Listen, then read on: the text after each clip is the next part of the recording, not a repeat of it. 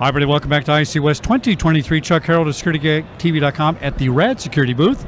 Our next guest, what's your name, sir? Mohammed Shehzad. Name of your company? Atriade. Atriade. See, I got it right this time. Yeah. Bring your mic up a little more for me. All right. Now, today's topic is the role of business intelligence in today's security portfolio. Tell us what you guys do. So we are a security consulting firm. We provide a lot of security master planning, programming, system design, assessments, managed services, and project management services. And this is high-end stuff. This is not, you need 5 guards over here, and it's kind of a intellectual property in-house is really what it is. Yeah. You know, you're looking at an entire program portfolio. Right. That's governance, that's operations, that's how to manage and run your entire security technical assets program, physical assets program. So we look at everything very. It reminds me of engineering, almost, an engineering firm. Right. In a way, Yeah, and with layers, operational layers added to it. Yeah, very good. All right, now, let's talk about how data can help manage security programs more effectively. I remember we talked a couple years ago, this wasn't a new thing, but now all of a sudden everybody woke up and said, oh, you mean if I know how many people it takes to open up a door and how much it costs, I can save money? Why weren't we doing that 20 years ago? We could have. It wasn't automated, it was hard work. Yeah, right? it was hard work, it was manual. It's also how do you create the right business drivers behind it. Right. You know, data is available, it's on all the systems that we have, but it has to make sense for your business operation. And I think that's where the biggest struggle was, that how do I take this data? How do I take all the information that I have, not just from security, but from operational data, lighting, occupancy, movement, traffic. Yeah, things we really hadn't thought about before. Exactly, and how do I start putting that together to create an operational model? Because security at the end of the day is an operational That's element. right. And I think that's what was missing. Also, it was not around in most industries. The way we're starting to analyze data and operationalize data that's today true. wasn't really the norm 15, 20 Security years has always had the most of the data, probably, in a lot of ways, because we touch all the aspects of the business. Yeah. I'll tell you a funny story. I used to do this back in the day at Fox 20 years ago. I'd add up everything in spreadsheets, and I found out by dividing and multiplying blah, blah, blah, it cost me $125 every time a guard opened up a door. So the CFO calls me up and says, what? And Mr. Murdoch sent out a memo that says, if you lose your keys and don't bring them to work, we're not opening the door for you. And I saved hundreds of thousands of dollars. Exactly. And that's the benefit here. Are we finding, and you're the guy to know, that the industry is catching on to this and running to you now saying, wow, I wish I did this 10 years ago? Are they more self-aware of the value? I think it's definitely getting there. It's on both sides of the equation. It's when I'm developing a program, how can data help me create the right business case and a right value driver? But on the back end now, how can it help me run the operation better? The opportunity is there in order to be able to utilize a lot of different data points and to collaborate with other functional groups to say, okay, this is A plus B equals C, therefore I'm going to either lock doors, open doors, whether it's scheduling, whether it's lighting, whether it's HVAC data, how am I going to handle my alarms? If temperature spikes are happening in one area, that means that there is going to be a bigger concern, so I need to either have somebody stationed there, look at something. So all those factors start to play in. But there's still challenges behind it because it still requires a pretty high level of cross-collaboration. It also requires, from a security industry standpoint, how am I providing the data as a vendor? What it looks like in the output that people understand. Or can use effectively. So those are some of the, and we can speak about it in a little bit more detail. Those are some of the challenges that end users and practitioners have to kind of come over, that it still requires people touch. And it still requires what type of data I'm getting. Am I getting inundated by it?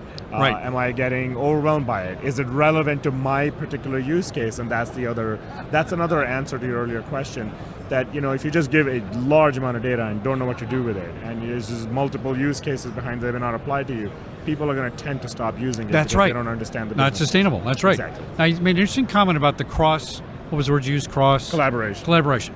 And I'm going to use the studio as a model because that's something I was familiar with. It's a city unto itself. And if I took my security data from the broadcast center and I went to the lighting department and I said, I need to know how many people come in and out of here, they'd say, nope, because we're a union shop and you can't use my door controls for access. It was daunting to try and get people to cooperate. Do you help drive that process as a consultant? Can you kind of break through some of those barriers because you're a third party? Not only we're third parties, the approach has to be different, right? Okay. If you try to do this at a tactical level, it can work. but it has to work. It has to be organized and collaborated both at tactical and strategic level. Right. So what my business case driver is, why am I using this data to operationalize what? I have to be sensitive to that union need. There's a certain reason. I have to be sensitive to some other security or operational need as to why they're doing it. So it has to be understood at the executive or leadership level as to why we're embarking on this journey. And then also tactical relationships have to be developed in order to gain the trust that I am not after your card access data. Exactly. I'm after anonymized traffic movement. Right. So I can train certain aspects of the building operation, security operation. So I think that's a lot of that get lost in translation because I'm showing up as security and just saying, give me your security data, there'd be pushback. But if I have articulated the business case as to how it helps the business, and also it's not about an individual, but about a generalized pattern, right, then it really becomes a more effective use Well, case. and the output is brilliant. When they see the output, they go, let's do it again. Yeah, exactly. Because if you hit it right, they're going to keep coming back. Exactly. Now, what are the best practices we can use to provide the correct business intelligence tools? Business intelligence, a little different than data analysis. Yes, right? exactly. Yeah. So, for me, it is really looking at the functional operational use cases. What is it that we're trying to solve? Not just I'm going to give you massive amount of data on the back end, but also a business intelligence tool. If you do this pattern arrives, this action can happen. That's nice. But if you don't do a functional discovery as to what are the specific pain points of your customer, or if the customer doesn't do that functional discovery, then they are overwhelmed by that business. Either it's going to create a sense of false security, like it's just automated, just happening at the back end, or it's just not going to give you the right information. Right. So the challenge to overcome the best practice is to go specific, purpose-driven. These are the use cases we're trying to solve. These are the functional pain points we're trying to solve. Now let's figure out which data is going to help us. That could be card access data. That could be a business intelligence tool that's deciding and learning on the back end the behavior patterns of movements or actions or alarms that are coming in. So that combination really has to be not just, I have just deployed this mass intelligence system that's going to do everything for me, because it won't give you the desired results. Everybody's pain point is different, everybody's requirements are different. So really one of the best practices is, first of all, identify what you're looking for. That may not be 55 things, that may be 3 things. Let's start there. Once you've started there, now let's analyze that. So once the business intelligence tool is in place, how's it? Now let's use that on the back end with data metrics to see, is it actually achieving what we thought it was going to achieve? Is it actually creating a more efficient environment or not? Or whatever the end goal objective is. So set the goal, set the objective, create a feedback loop, make sure that the data correlates that this business intelligence tool is actually helping us do what we want to do. And then also drive from it, what are the benefits? And now what can we do with it? Can we take that to the next level? Can we add more use cases to it? Can we bring additional stakeholders into it? So that would be the common best practice, to be able to kind of start systematically, start specifically, address the pain point, show success factors, and then create a very robust feedback loop to You know one reason I like talking to you? Because you pair these 2 words together, or 3 words that I never heard put together before, and they make brilliant sense. Describe what you're talking about. Here's a challenge for you, question. Are you finding, as a practitioner, that you're surprised by some new data sources that you hadn't thought about before? Here's an example.